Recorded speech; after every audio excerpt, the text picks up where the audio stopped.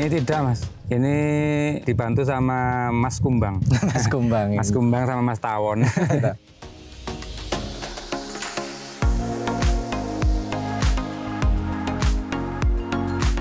Assalamualaikum warahmatullahi wabarakatuh, sahabat petani semua. Video kali ini kita akan belajar tentang kiat sukses budidaya tanaman semangka oleh seseorang yang sudah ahli dalam budidaya tanaman semangka.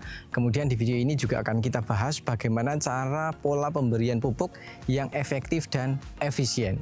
Video lengkapnya setelah yang satu ini.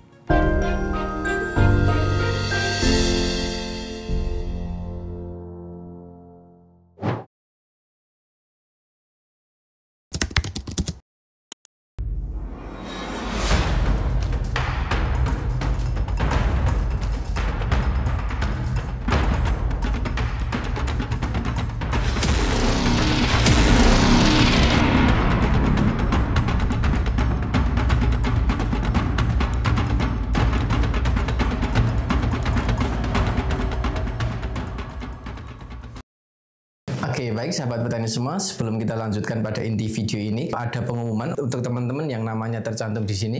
Kami tetapkan sebagai pemenang terhadap giveaway video kami yang lalu. Nah, untuk teman-teman yang belum beruntung, jangan berkecil hati karena di setiap video Mitra Petani insya Allah akan kami sertakan giveaway. Caranya sangat mudah, teman-teman cukup tinggalkan komentar terbaik di kolom komentar video ini. Kemudian untuk teman-teman yang ingin berbudidaya tanaman, kemudian ingin memiliki acuan, silahkan teman-teman bisa miliki buku Tanam Mudah Hasil Melimpah karya Mitra Bertani. Di situ sudah disajikan secara komplit mulai persiapan sebelum penanaman, olah lahan, pemilihan bibit, kemudian perawatan dan sampai pasca panennya. Insya Allah sudah tersaji dengan sangat lengkap, dengan bahasa yang sangat mudah. Kemudian ini diambil dari pengalaman-pengalaman petani di berbagai daerah yang tentunya sudah sangat sukses. Jadi jangan sampai ketinggalan dan tidak usah berpikir panjang karena insya Allah ilmunya sangat bermanfaat. Tetap semangat, kurangi sambat, Gusti berkahi. Selamat menonton video ini. Oke, baik sahabat petani semua, kembali lagi bersama saya Zaki di channel Mitra Bertani TV. Seperti yang telah saya jelaskan di awal tadi, kesempatan kali ini kita akan belajar tentang kiat sukses budidaya tanaman semangka bersama seseorang yang sudah lumayan ahli dalam budidaya tanaman semangka. Di video ini akan kita bahas bagaimana pola pemberian pupuk yang tepat, yang efektif dan efisien. Karena cara pola pemberian pupuk beliau itu menurut kami sangat berbeda dibandingkan dengan pemupukan pada petani umumnya, dan beliau tidak hanya untuk tanaman semangka saja, tetapi itu juga bisa diaplikasikan untuk beberapa komoditas tanaman lain. Dengan pola pemberian pupuk yang tepat, ternyata bisa menghasilkan buah yang bisa maksimal. Dan ada banyak hal yang mungkin tidak kita sadari, kita memberikan pupuk tetapi pupuknya itu bisa hilang secara percuma. Nah, video ini kita akan belajar bagaimana atau pertimbangan apa yang perlu kita pahami dalam proses melakukan pemupukan supaya hasilnya bisa maksimal. Penasaran kiat suksesnya seperti apa? Tanpa lama-lama lagi kita akan langsung masuk pada sesi wawancara. Oke, baik sahabat petani semua, di samping saya sudah ada sang pemilik lahannya langsung. Monggo Pak, bisa memperkenalkan diri. Oke, nama saya Soleh Hamid, asal dari Dusun Karanganyar, Desa Karangmuni, Kabupaten Kulon Progo, Kecamatan Kapanewon Wates, Kabupaten Kulon Progo. Pak Soleh ya Pak ya? Iya. Yang beralamat di Kecamatan Wates, Kabupaten Kulon Progo. Saat ini sedang berbudidaya tanaman semangka dan alhamdulillah tinggal menghitung hari panen ya Pak ya? Iya.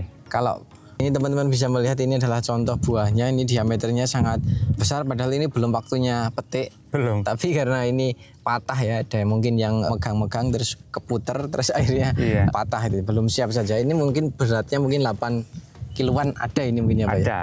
Kalau untuk Pak Soleh sendiri Pak, ini untuk budidaya tanaman semangka ini sudah sering atau baru pertama kali ini atau gimana Pak? Kalau saya udah sering Mas, jadi dari awal, malah dulu dari awal bertani, dulu kan saya sebelum bertani kan berdagang di pasar. Nah, di awal bertani itu justru saya malah pertama itu saya nanam semangka Mas. Semangka, jadi untuk budidaya tanaman semangka berarti memang sudah menjadi hal yang biasa gitu, hampir setiap musim atau setiap tahun itu pasti punya tanaman semangka ya Pak.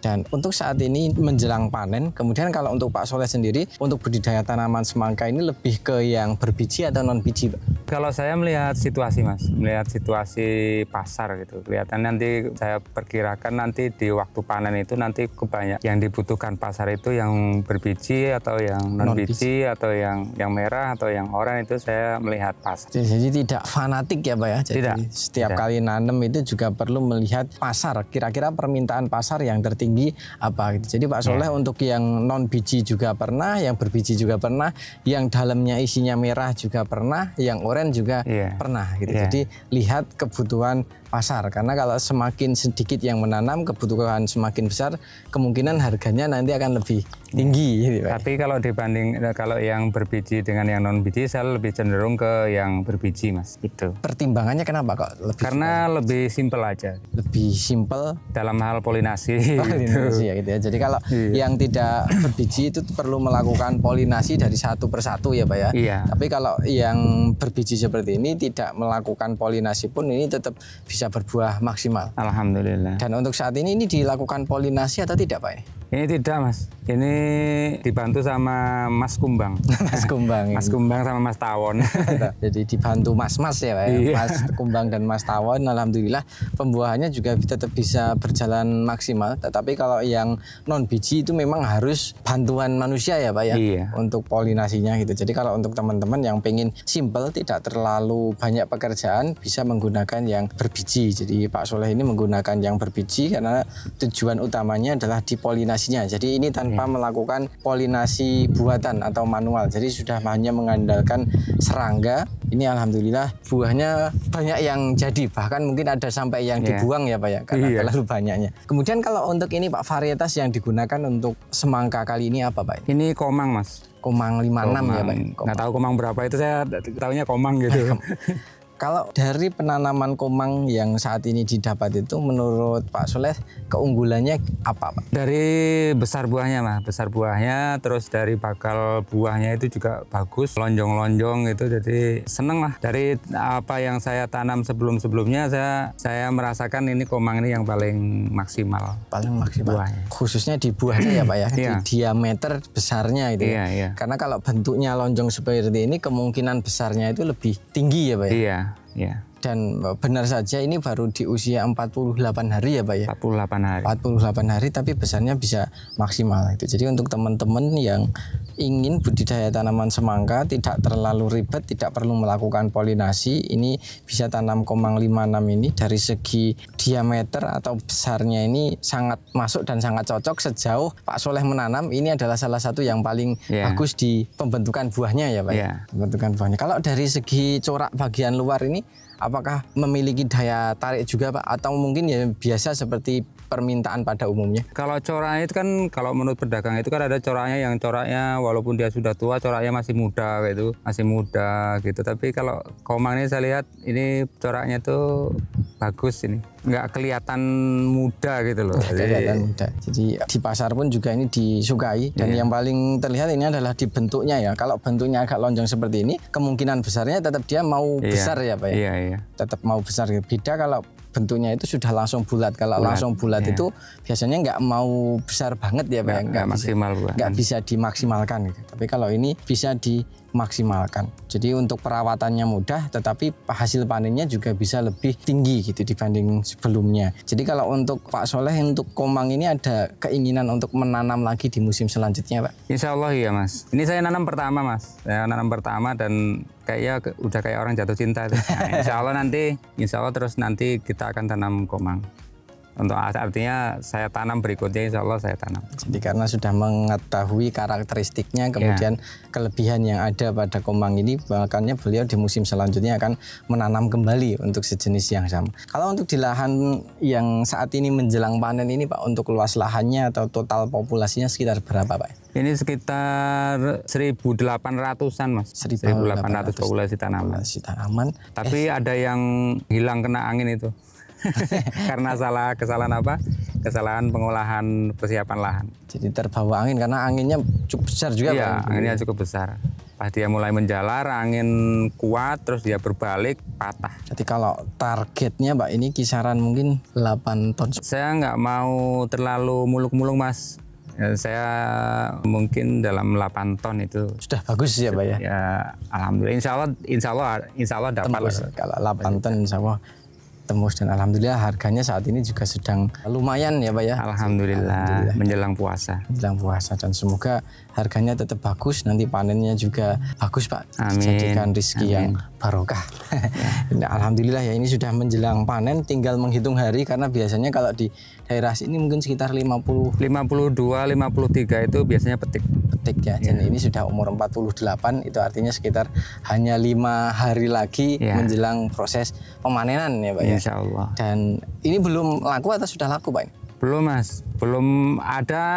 Sudah ada 5 pedagang nih yang nanyakan ini, udah yang menggoda saya, tapi saya belum tergoda ini.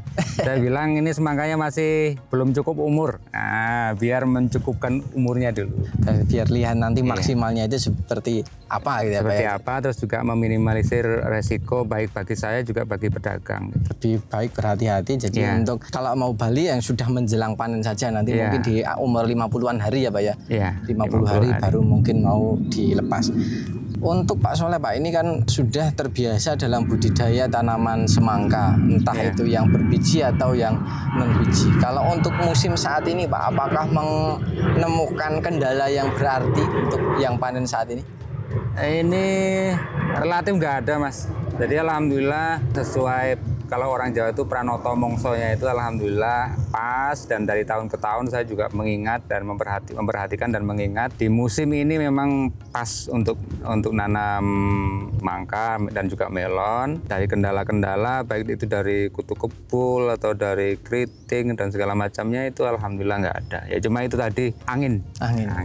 Jadi kalau ikut pranoto mongso secara waktu ini mungkin sangat pas. Ini Pak Soleh mungkin tanamnya di akhir atau awal bulan? Di akhir, jadi jelas yang saya pahami kalau semangka melon itu paling bagus itu tanam di akhir musim hujan dan juga di awal musim penghujan itu biasanya. Alhamdulillah ya, jadi Pak Soleh ini mengingat gitu ya, jadi kapan ketika beliau menanam kok secara pola bagus itu nanti akan diingat kapan beliau menanam dan akan diulangi di musim selanjutnya. Dan juga petani itu nggak boleh ini Mas, nggak boleh emosi, artinya nggak boleh menurutkan hawa nafsu. Misalkan kayak sekarang ini kita tanam bagus, terus harganya bagus, terus nanti kita menurutkan emosi, kita berpikir bahwa nanti kita langsung ini bongkar, langsung tanam lagi, itu berharap dengan harga yang sama, dengan hasil yang sama, itu nggak bisa. Nggak bisa ya Pak. Jadi tetap walaupun ini kita sudah dapat rezeki yang seperti ini, harga bagus, hasilnya bagus, kita harus bersyukur dan juga jangan lupa mengendalikan diri. Supaya tidak terlalu bernafsu. Ya, akhirnya nanti kalau menurutkan nafsu, artinya nanti yang udah kita dapat bisa hilang lagi. Permainan secara emosional benar-benar harus diperhatikan gitu. Betul, ya. Karena kita juga berbicara tentang makhluk hidup juga ini ya Pak. Tidak bisa hanya mengandalkan nafsu saja. Tadi sudah dibahas terkait dengan 0,56 ini, alhamdulillah panennya bisa maksimal. Untuk panen maksimal itu juga ada dua kemungkinan, benihnya bagus atau juga perawatan juga maksimal. Tadi juga ditambah dengan pemilihan waktu atau timing yang pas, yang tepat itu. Dan alhamdulillah dari kendala ini tidak begitu menjumpai banyak kendala. Mungkin kita akan lebih fokuskan bagaimana cara perawatan Pak Soleh ini di fase generatif atau pembuahan. Karena kalau tadi di polinasi ini beliau tidak melakukan polinasi, jadi hanya mengandalkan teman-temannya Mas Kumbang, Mas Tawon. Jadi tidak melakukan polinasi, jadi mungkin hanya melakukan sortir ya Pak ya. Iya, seleksi buah. Seleksi buah itu hanya dilakukan. Kalau untuk memaksimalkan pembuahan Pak, kalau tadi kan bakal buahnya sudah banyak. Nah, untuk memaksimalkan supaya diameternya bisa besar seperti ini pola pemberian pupuk yang diberikan di lahan ini seperti apa Pak? Sebelumnya kalau teman-teman itu banyak yang masih menganggap kalau pas lagi dia pembentukan buah itu kalau dipupuk itu nanti dia akan gosong, kalau orang bilang gosong terus nggak jadi, itu menjadi hijau nggak jadi. Itu sebenarnya kalau menurut saya nggak 100% tepat. Artinya lebih pada jenis pupuk yang diberikan Mas. Artinya perubahan dari masa vegetatif ke generatif itu pemupukan kalau saya ini tetap saya berikan Mas. Tapi kalau di masa pembentukan buah itu kita cuma memberikan pupuk KNO saja, nggak pakai yang lain, KNO saja, KNO dan tipis-tipis itu saja. Kemudian nanti kalau buah itu sudah jadi, baru kita melakukan pemupukan dengan yang pupuk yang lain dengan NPK 1616 itu untuk menggenjot pembesaran buahnya. Dan pemupukan yang saya lakukan ini bukan kayak kebanyakan orang diberikan pupuk yang banyak, terus kemudian nanti diberikan selang beberapa hari itu. Nah, kalau saya karena pemupukan ini bersama dengan penyiraman, artinya tidak susah, tidak harus menggendong jerigen tangki untuk memupuk itu, tidak. Kita cuma perlu mengaduk pupuk di bak yang sudah ada itu, kemudian dialirkan ke infus penyiraman itu. Nah, saya melakukan pemupukan waktu masa generatif itu, saya melakukan pemupukan tiap hari, jadi bukan 3 hari sekali, tapi tiap hari. Karena kenapa saya melakukan pemupukan tiap hari? Karena saya berpikir bahwa di tempat kami ini adalah lahan berpasir. Nah, di tempat lahan yang berpasir ini, pupuk jenis apapun ini mudah tercuci, Mas. Apalagi kalau kita menyiramnya dengan infus, bukan punya lubang pupuk tersendiri, itu di mana di situ pupuk netes, disitulah juga air penyiraman itu juga menetes. Artinya kalau di 1 hari itu kita berikan pupuk, terus kemudian yang ke hari kedua, ketiganya tidak kita kasih pupuk di dalam air penyiraman itu, artinya air penyiraman itu juga sekaligus mencuci pupuk yang sudah kita berikan di hari pertama. Itulah kenapa setiap kali penyiraman saya selalu melakukan pemupukan dengan dosis yang dibagi. Dibagi itu artinya kalau misalkan mudahnya itu kalau misalkan kita melakukan pemupukan 3 hari sekali itu kita dosis pupuknya itu 3 kg, itu saya melakukan cuma 1 kg, tapi setiap hari. Artinya nanti akhirnya sama. Habisnya sama, tapi nanti lebih efektif dalam pembentukan buah. Karena apa? Karena makanan, nutrisi selalu tersedia setiap hari.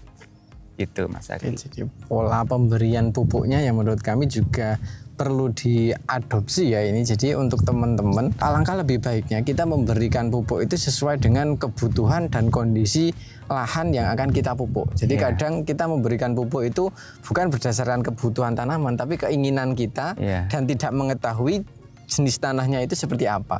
Nah, kalau tadi Pak Soleh itu sudah diceritakan kalau pupuknya sebenarnya tidak neko-neko. Kemudian pupuk itu hakikatnya sebenarnya bagus, asalkan itu tepat. Yang menjadi masalah adalah kita memberikan pupuk tetapi kita tidak memahami kebutuhan tanaman. Makanya tadi biasanya ada efek samping gitu ya Pak ya. Jadi kalau Pak Soleh itu sudah memahami bahwa ketika perpindahan fase antara vegetatif ke generatif itu sebenarnya tanaman tetap memerlukan pupuk. Justru kalau tidak dipupuk malah akan mendapatkan gejala atau hal-hal yang mungkin tidak seimbang, lemah untuk metabolisme tubuh tanamannya. Tetapi permasalahannya kadang kita nggak tahu pupuk yang pas itu seperti apa. Kalau tadi mungkin Pak Soleh sudah mengatakan hanya menggunakan KNO saja. Itu yang merah atau putih Pak? Itu yang putih Mas. Yang putih ya Pak? Yang kalium dengan nitrogen aja. Dan dosisnya tipis-tipis saja, tetap diberikan. Tetapi interval pemberiannya itu adalah setiap hari. Hanya saja dosisnya itu yang sedikit-sedikit saja. Jadi kalau untuk kebutuhan total sebenarnya sama. Kalau mungkin idealnya untuk setiap kali pemupukan itu adalah 3 kg untuk 3 hari sekali. Tetapi kalau untuk Pak Soleh itu dibagi. Jadi 1 kilo setiap hari, tetapi setiap hari dilakukan pemupukan. Karena tetap seperti yang tadi disampaikan, karakteristik lahan dengan kondisi berpasir seperti ini memang dia tidak bisa menyimpan nutrisi ya Pak ya. Jadi kalau kita memberikan, tadi sudah dijelaskan, kalau kita berikan kemudian 3 hari lagi kita baru memberikan pupuk, sementara di hari kedua dan ketiga kita melakukan penyiraman, ada kemungkinan pupuk yang kita berikan itu malah tercuci. Karena tidak mungkin sekali waktu kita memberikan langsung terserap 100% oleh tanaman, itu tidak bisa ya Pak ya. Jadi mungkin sebenarnya kayak kita makan itu kalau kita jatahnya sehari 3 kali dan misalkan kita diberikan 3 jatah itu suruh makan 1 hari 1 kali, tetap nggak habis ya Pak ya. Tetap nggak habis. Nggak habis, kemudian untuk kesehatan juga kurang bagus. Biasanya malah jadi lemes dan lain sebagainya. Dan prinsip itu diterapkan di tanaman. Alhamdulillah dengan pola seperti itu pembuahan juga bisa maksimal dan pupuk itu bisa lebih efektif, tidak banyak yang terbuang gitu. Jadi hilang entah itu karena pencucian atau juga mungkin karena penguapan juga karena panas juga seperti ini. Makanya beliau lebih menyarankan pupuk sedikit-sedikit saja tetapi Sering. Ya. Toh beliau hanya tinggal mengaduk kemudian ditinggal. Membuka keran. Membuka keran gitu. Tidak harus menggendong satu persatu. Dan menurut beliau itu jauh lebih efektif karena di lahan berpasir tetap hampir setiap hari tetap melakukan penyiraman ya Pak ya. Betul ya. Kalau dalam cuaca panas ya. Jadi kalau tidak dilakukan penyiraman juga tidak akan seimbang. Tetapi satu sisi penyiraman itu kalau tanpa pupuk dia juga akan mencuci pupuk yang ada di dalam tanah. Makanya beliau untuk sekali setiap pemupukan, setiap kali penyiraman disertakan pupuk meski dosisnya sedikit-sedikit saja. Ini sampai usia berapa hari Pak untuk pemupukan? Pemupukan saya sampai umur 45 HST masih itu terakhir. Berarti kalau saat ini sudah dihentikan pemupukan? Ya, saya hentikan. Dan juga penyiraman saya kurangi juga. Kurangi tapi masih dilakukan? Masih dilakukan tapi agak dikurangi. Tapi nanti sampai menjelang pemanenan tetap penyiraman masih dilakukan Pak? Masih Mas, sampai dipanen, sampai 1 hari sebelum dipanen itu tetap kita siram. Pada dasarnya adalah tanaman sulur khususnya buahan seperti ini, hampir penyusun tubuhnya itu adalah air ya Pak ya. Kalau airnya kurang ya tetap nanti dia akan terhambat itu karena hampir semua bagian tanamannya mulai dari batang, kemudian daun dan buahnya itu isinya adalah air. Kalau airnya kurang ya nanti tetap bermasalah, apalagi di pembentukan buah seperti ini. Jadi mungkin itu ya, jadi hal yang sederhana tetapi menurut kami memiliki banyak manfaat dan tidak banyak orang yang mungkin mengetahui hal tersebut. Bisa jadi niat kita memberikan dalam jumlah yang banyak, mungkin tadi dosisnya bisa Pak 3 hari sekali tapi dosisnya diperbanyak itu. Niatnya bagus tapi sebenarnya itu juga tidak berdampak bagus. Bisa jadi kadang bisa jadi efek samping yang ditimbulkan oleh tanaman itu bisa jadi karena ketidakpahaman kita dalam melakukan pemupukan gitu. Jadi kita hanya mengandalkan nafsu, mengandalkan ambisi, pupuk banyak biar cepat besar. Alih-alih cepat besar malah bisa jadi pecah juga bisa. Ya dalam budidaya tanaman apapun baik cabai itu ataupun semangka itu saya sebisa mungkin memahami Mas. Memahami perasaan tanaman tuh maunya apa kayak gitu. Itu aja. Jadi saling memahami karena ini adalah sama-sama makhluk hidup. Sebenarnya tanaman ini juga bisa berbicara atau mengeluarkan ekspresi, hanya keterbatasan kita untuk memahaminya. Tapi sebenarnya kalau tiap hari kita ajak interaksi itu bisa berbicara ya Pak ya. Tanaman ini seolah-olah butuh apa atau kelebihan apa atau pengen apa itu sebenarnya bisa berbicara. Hanya permasalahan kita mampu atau tidak untuk memahaminya. Mungkin itu sahabat petani semua, banyak hal yang kita ambil dari Pak Soleh ini, hal-hal sederhana tetapi memiliki manfaat yang menurut kami sangat luar biasa. Sebelum kita akhiri Pak Soleh, mungkin ada pesan yang ingin disampaikan untuk sahabat petani semua? Pesan untuk teman-teman petani semua, terus semangat dalam bertani, tetap bersyukur dan jangan lupa terus belajar dari segala macam kanal, dari kanal apapun, tetap terbuka dengan informasi dan membuka diri untuk terus bisa belajar seumur hidup. Belajar seumur hidup, itu aja. Kuncinya syukur dan terus belajar sampai kapanpun. Apalagi di dunia pertanian tidak ada yang paling pintar, selalu dinamis ya Pak ya, selalu ada ilmu baru yang bisa kita terapkan. Kesombongan atau keangkuhan diri kita yang mengatakan bahwa kita sudah pintar, justru kebodohan itu malah dimulai dari situ gitu. Karena ketidakpahaman kita karena kita sudah merasa paling bisa, paling tidak butuh dengan yang lain. Nah justru malah kehancuran berawal dari situ gitu. Jadi pada dasarnya tadi Pak Soleh sudah mengingatkan bahwa hakikatnya perjalanan ini adalah sebuah tempat untuk belajar, mulai dari awal sampai akhir pun tugas kita adalah belajar ya, membuka keran dari manapun, karena pengetahuan tidak harus dari bangku sekolahan ya Pak ya. Betul. Tapi dari siapapun, kapanpun dan dimanapun. Jadi selalu ada ilmu yang mungkin bisa kita ambil. Mungkin itu sahabat petani semua. Sebelum saya akhiri, saya akan menyimpulkan apa yang telah kita bahas pada kesempatan kali ini. Ini adalah lahan milik Pak Soleh yang beralamat di Kecamatan Wates, Kabupaten Kulon Progo. Beliau sudah terbiasa untuk budidaya tanaman buah-buahan, khususnya adalah semangka, kemudian melon, cabai juga ya Pak ya. Dan untuk komoditas yang beliau pilih itu beliau menyesuaikan dengan kebutuhan pasar. Jadi untuk semangka itu ada yang non biji, ada yang berbiji, ada yang oranye, ada yang merah. Nah itu beliau kembali lagi melihat kira-kira kebutuhan pasar yang paling dibutuhkan itu untuk musim itu apa. Nah untuk saat ini beliau memilih untuk yang merah berbiji. Nah, ini karena tingkat perawatan juga mudah, tidak terlalu ribet, tidak perlu melakukan polinasi. Untuk varietasnya beliau menggunakan Komang 56 ini. Meskipun beliau baru pertama kali untuk tanam Komang 56, tetapi mungkin kemungkinan musim keduanya atau selanjutnya akan menanam Komang lagi gitu. Karena beberapa hal yang beliau dapatkan diantaranya perawatan mudah, kemudian potensi buahnya bisa besar dan bisa maksimal. Jadi selama beliau melakukan budidaya tanaman semangka, salah satu yang buahnya bisa paling maksimal adalah Komang 56 ini. Kemudian bagian luarnya ini juga memiliki daya tarik gitu ya bagi pembeli. Kemudian untuk perawatan beliau tidak neko-neko. Beliau perlu mempertimbangkan jadi musim tanam yang tepat gitu. Jadi sesuai dengan pranoto mongso kalau istilah orang Jawa, jangan ojo ilang Jawa nih. Jadi menanam pun juga melakukan perhitungan kira-kira cuaca yang paling bagus, paling anteng itu seperti apa. Dan alhamdulillah dengan pola seperti itu beliau tidak menjumpai kendala yang begitu berarti untuk budidaya tanaman ini. Jadi baik dari kutu kebul maupun di keriting daun atau dari jamur dan penyakit itu alhamdulillah beliau relatif aman. Hanya ada kendala kemarin di angin ya Pak ya? Iya. Di angin dan beberapa tanaman beliau itu terpental. Iya terpental. Terpental itu. Tapi ya presentasinya sedikit itu. Tapi alhamdulillah secara keseluruhan untuk budidaya tanaman di lahan ini beliau diberikan kelancaran. Kemudian untuk pemupukan menurut kami sangat unik yang dilakukan oleh Pak Soleh ini. Jadi beliau untuk pemberian pupuknya itu lebih baik sering atau hampir tiap hari dilakukan pemupukan, tetapi bahannya juga tidak neko-neko dengan pertimbangan untuk lahan jenis pasir seperti ini kecenderungannya kurang mampu untuk menahan pupuk atau menyimpan pupuk. Makanya beliau lebih suka untuk memberikan pupuk itu sedikit demi sedikit tapi hampir tiap hari dilakukan pemupukan. Daripada banyak terus jedanya terlalu lama, nanti ada kemungkinan penyiraman yang kita lakukan mencuci dari pupuk yang kita berikan. Nah, untuk pemupukan ini beliau berikan sampai umur sekitar 45 hari ya Pak ya.